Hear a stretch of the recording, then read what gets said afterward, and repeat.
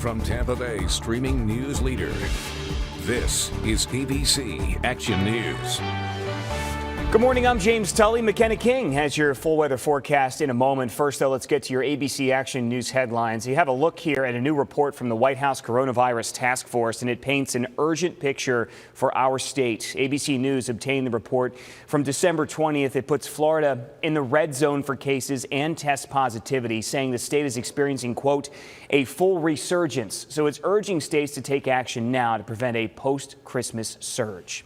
We go now to a positive milestone in the fight against the pandemic. The CDC says more than 1 million people have already got their first dose of the COVID-19 vaccine. Remember, distribution just began in Florida last Monday. Today, Doctors Hospital of Sarasota is set to start giving frontline workers the vaccine. They received their first delivery yesterday. A Doctors Hospital treated the first COVID-19 patient in the state all the way back in March. In addition to frontline workers and people in long-term care facilities, Floridians who are 65 and older will get first priority for the COVID-19 vaccine. House Democrats expect to introduce a revised stimulus bill, this one offering $2,000 payouts to Americans. It comes after the president called for an increase, saying the previous $600 agreement was not enough. The president did not say if he plans to veto that previous agreement. However, it did pass with veto-proof majorities. And now, as the president calls for an increase, some lawmakers say they want to start from scratch. You should go to Washington right now and fix this bill.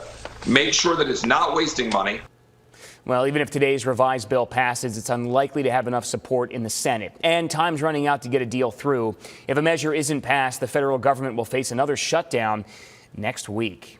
To sports now. The Toronto-Tampa Raptors stumbling in their first game at Amalie Arena. The first regular season NBA game played in Tampa ever. The New Orleans Pelicans spoiled the fun, though. Wrote a 38-point third quarter to a 14-point win over the home team. Still, the first game of the season was technically a sellout. All 3,800 tickets allowed were sold. The Raptors' next home game is New Year's Eve against the Knicks. Now, here's McKenna King with your forecast. Merry Christmas Eve, McKenna. Merry Christmas Eve to you. It will be a bit of a warm day today, but the cloud cover will start to move in and we will have a bit of a damper on things as you go outside to look at the Christmas lights a little later this evening. Highs in the mid to upper 70s. Futurecast showing cloud cover moving in by early this afternoon, though, and you can see that widespread rain coverage by about 8 o'clock tonight, moving into the 9 o'clock hour. So right about that time, you would be outside looking at those Christmas lights. There's going to be some widespread rain coverage there. Your full 7-day forecast not looking too bad. We do have a cool down this weekend with your Christmas Day temperature at 57 degrees, so mid to upper 50s across much of the area, and then another cool down going into Saturday.